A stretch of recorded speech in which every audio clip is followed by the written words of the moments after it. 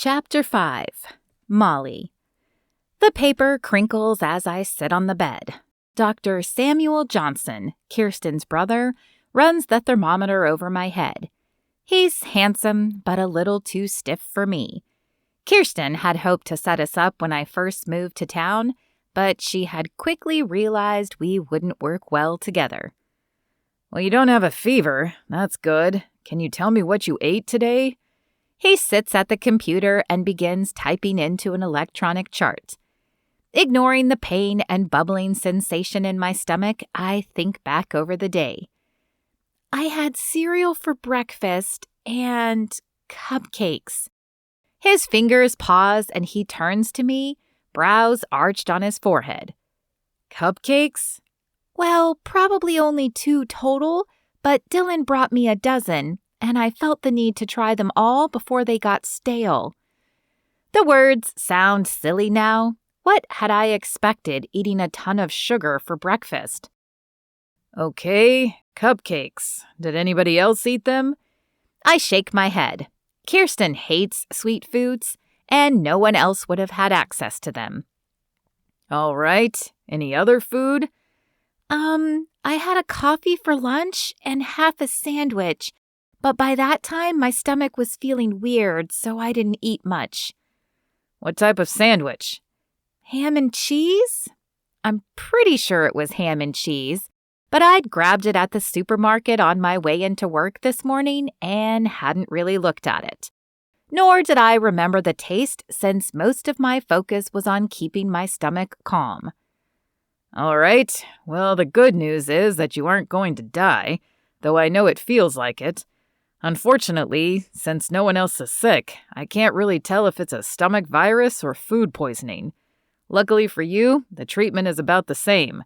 Throw away the cupcakes and the sandwich, get some rest, and avoid greasy foods for the next few days. The thought of throwing away all those cupcakes pained me, but not as much as continuing to vomit. Still, how could cupcakes cause food poisoning? They didn't have meat or salad in them, the common culprits of food poisoning. But maybe the milk used had been bad or something? If that was the case, she owed Tess a visit as soon as she felt better. Thanks, Samuel. Any idea how long I'll be out of commission? Tomorrow is Saturday, and though I have no idea if it will be busy, I do know it will be almost impossible for Kirsten to run the shop herself. I don't. Unfortunately, that depends on you and what you have. If it's a stomach virus, it might be a few days. But food poisoning has been known to cause issues for up to 5 days as well. I drop my face into my hands and groan. Your sister is going to kill me. Samuel chuckles. Yeah, she's not going to be happy, but she'll survive. Maybe she can find some temporary help somewhere. And that's when my mind jumps back to Dillon. He still owes me. Maybe doubly now if the cupcakes are what made me sick. And while he may know nothing about coffee, he does have customer service skills. At least from what I remember. A small smile spreads across my face. I think I may know where she can find some. Dillon. I swallow the jealous feeling that erupts in me when I see the doctor place his hand on Molly's arm as they enter the waiting room. He's a decent-looking fellow with his blue eyes and dark hair, and the look he sends her direction tells me he finds her attractive as well. The question is, does Molly find him attractive? It's obvious she knows him, but I can't tell if her look is gratitude or something more. So lots of rest and liquids, promise? The doctor asks her. I promise, Molly says with a chuckle. I'll make sure she gets rest, I say, inserting myself into the conversation. The doctor flicks irritated eyes my direction. And you are? I shove my hand out. Dillon Dixon. I'm an old friend, Molly says, cutting me off. Her words cut to the quick. Is that all I am? An old friend? I suppose I should be glad she called me a friend at all with our past, but I don't want to be just a friend. I didn't then, although I didn't realize that until later, and I don't now." The doctor looks from Molly to me and back again before speaking.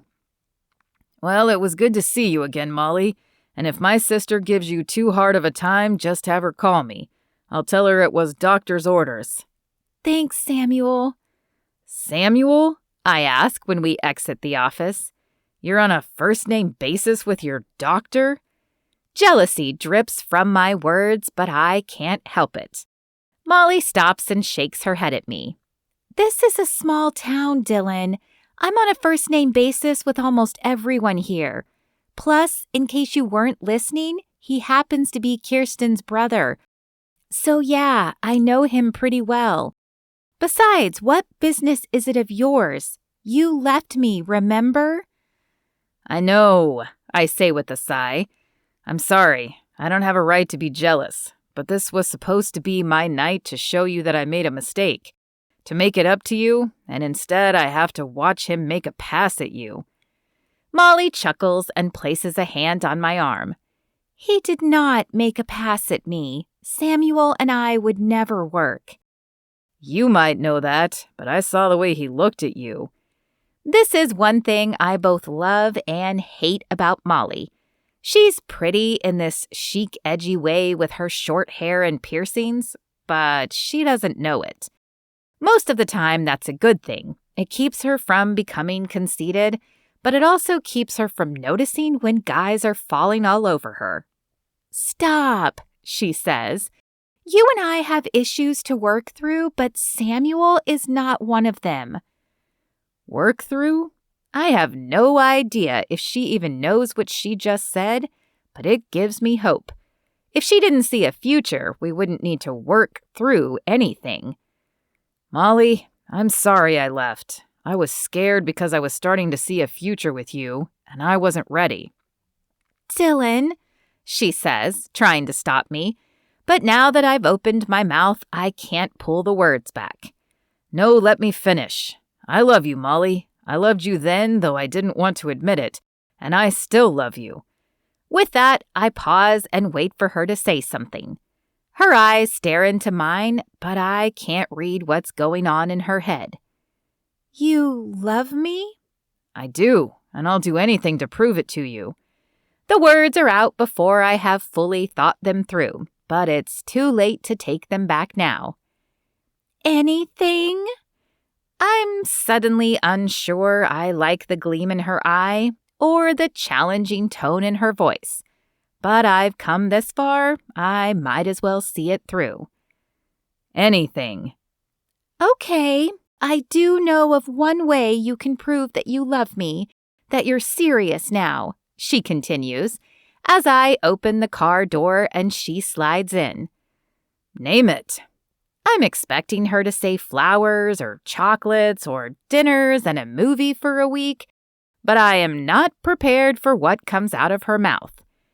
"I need you to help Kirsten with the shop until I'm better." "But I don't know the first thing about making coffee." That's not entirely true. I can put grounds in a filter and press the button on a traditional coffee maker, but that is not specialty coffee. I can't make an Americano or a cappuccino, especially since I'm not even sure what the difference between them is. "Well, Kirsten can show you, but she can also make the coffee. I know you can smile and welcome people in. I'm pretty sure you can run a register and give change. And though I've never seen you do it, I bet you can even wash dishes." She has me there. I can do all of those things if Kirsten can handle making the actual drinks. "Okay, I'll be you until you feel better." "Good. We open at 6, so plan to be there at 5 to help prep and get ready." I sigh slightly as I realize how much longer my day just got. But if this is what it takes to show Molly I still love her, then I will do it.